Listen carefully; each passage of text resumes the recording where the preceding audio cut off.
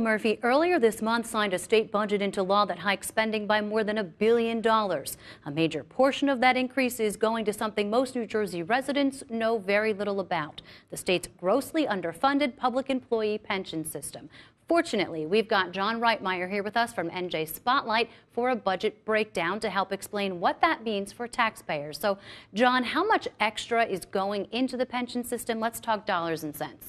Sure. So this is a $700 million increase. It pushes the total pension contribution up to $3.2 billion, which is a record high for the state of New Jersey. It's kind of like enough money to build 2 more MetLife stadiums in the Meadowlands. Or if you look at it another way, it's about 10% of the entire state budget, which totals $37.4 billion, which is another record high. Yeah, that's a lot of money. So does this mean the problem's solved? Not solved at all. We still have a deep hole to dig out of in New Jersey. There's an estimated $80 billion hole, and that's about 50 of those MetLife stadiums in the Meadowlands.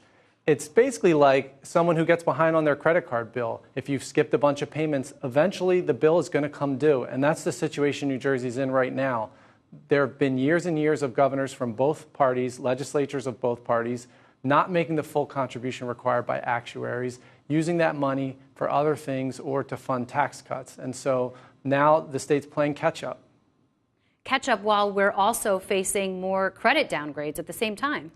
There have been a series of downgrades, and the contribution even though it's a record contribution in this budget, it's still only 60% of what the actuaries say the state should be putting into the pension system to make it whole. In the past, when Governor Chris Christie, a Republican, was in office, he wanted to make a number of spending cuts on the pension side, including moving employees into something that would look a little bit more like the 401k plans that are popular in the private sector. Ultimately, the Democrats who control the legislature didn't allow him to do that, and so we're still stuck in the same situation. Yeah, so what does this mean then moving forward here, and how does the state move forward? It's a really good question. The budget's going to increase for the pension system again next year. So this, again, we're on this incremental schedule where we're increasing contributions every year. Next year's contribution pushes up to $4 billion.